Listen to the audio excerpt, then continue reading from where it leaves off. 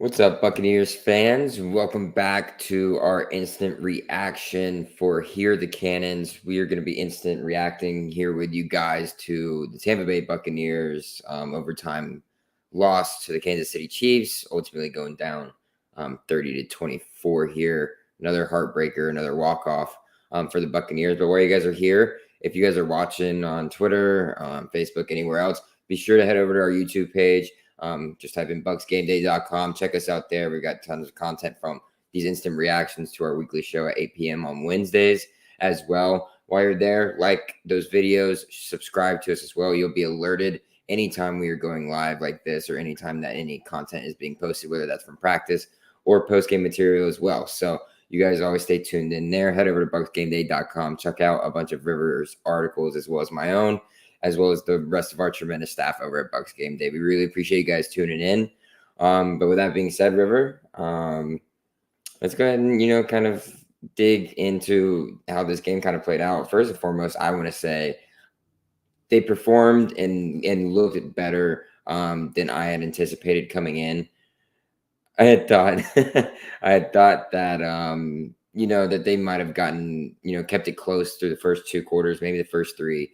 Kansas City was starting to take off, and which started to happen a little bit there. But at the end of the day, they were able to hold in strong, play some gritty football there late, and get to overtime. And then I guess that's where the next portion of this comes in. That's probably the biggest talking point now, is not going for two there and giving Patrick Mahomes the opportunity. The coin toss obviously is a 50-50 shot, but you take those chances. What are your overall thoughts before we dig a little bit deeper into stuff? Yeah, I thought they played a pretty damn good game, playing the Kansas City Chiefs on the road. They played good football. They put up points. If anyone doubted it by now, Baker Mayfield and Liam Cohen work very well together. Without Mike Evans, without Chris Godwin, without Jalen McMillan, still putting up 24 against a very good Kansas City Chiefs defense is incredibly impressive. And that makes that ending decision, I think, a little bit more baffling. The defense didn't play as well, obviously. Patrick Mahomes had free reign on a lot of third downs, but Gators fans will know what I'm talking about here, because the Gators were in a very similar situation against Tennessee. They had the ball, scored a last-minute touchdown with DJ Lagway, and they had the opportunity to go for two, and they didn't. They kicked to go to overtime with a much superior team, and they lost. And that's what happens when you go to overtime with a much superior team. And Todd Bowles should have gone for two there. And what's the worst that can happen? You lose? Well, here we are, right? And honestly, Caleb, the coin toss is one thing. It sucks with the NFL overtime rules. If the Bucs get that coin toss, I'm not entirely certain they still win that football game. You're playing more football against a better team on the road. Yeah. You're extending that game when you have 2 yards to win that game. And if you don't, you have a play you like, it doesn't get out. That's unfortunate. But, you drove down the field, you got the score, it was close, Right. So nobody's going to be able to blame you for doing that if you don't get that 2-point conversion, because it is Patrick Mahomes. It is the Kansas City Chiefs, and you know that they can score at a moment's notice. So you can, and that's just, those are the type of decisions you have to make in this league if you want to be a winning football team and you want to win football games. That's what you have to do.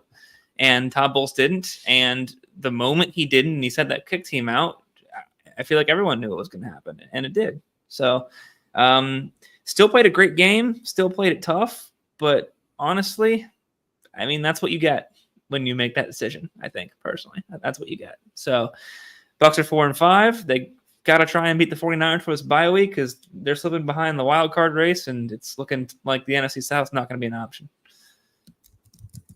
Yeah, it's kind of tough. I'm not sure if you can hear me right now, River. I can. Okay. You are frozen, but I can hear you. Yeah. All right, I'll keep it going, and hopefully my camera will come back here in a second. But yeah, it's hard to disagree there. I would have liked to see him go for two, like we had mentioned multiple times. We've got Deshaun in here saying Mahomes going 12 for 12 on third down, 140 yards passing on third down. Overall, they were 12 of 18 on third down. Super, super efficient there. Absolutely. It was a horror show. Yeah. It was a horror show. It's been the calling card over the past 4 or 5 weeks, ultimately, is what it has been.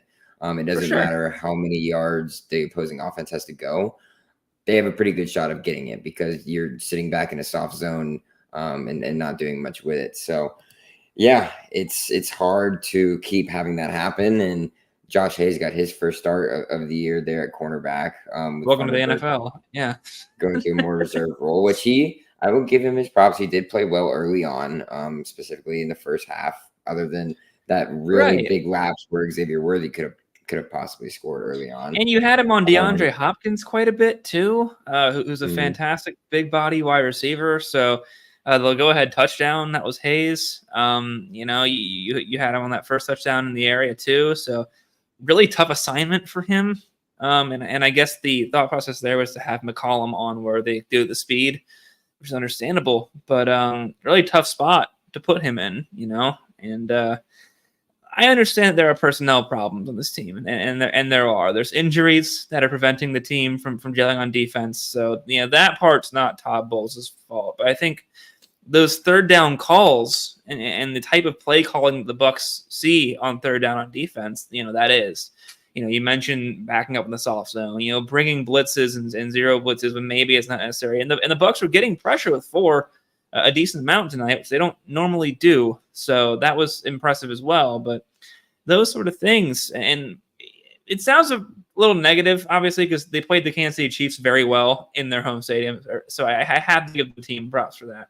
Liam Cohen did great. Offense did great.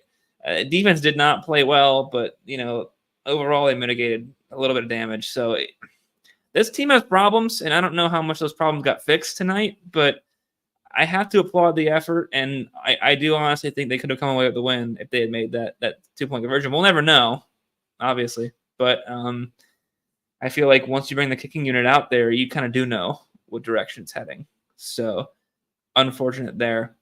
I disagree with that decision from Todd Bowles for sure, and defense has to find a way to tighten up. The middle of the field was still getting killed. So Travis Kelce, had a great game. Tight ends have good games against this defense. They got to find better coverage packages, be it a personnel thing, be it a play calling thing. They got to go. So got to find a way around that, and got to look forward to the 49ers next week, who are going to have a high-powered offense, maybe with Christian McCaffrey.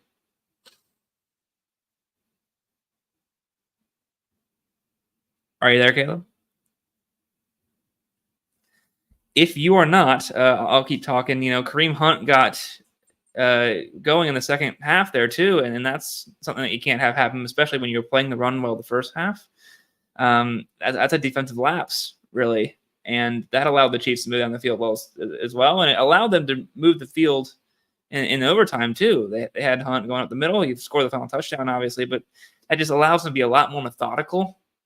And the defense has to tighten up in those situations. So it was a tough game. They played them tough. I applaud the effort, but it's one of those games that ends up being a little frustrating when you realize how close they could have been to winning that game. And everything they did right kind of is being sort of mended together by the things that they didn't do right. So really, it's unfortunate.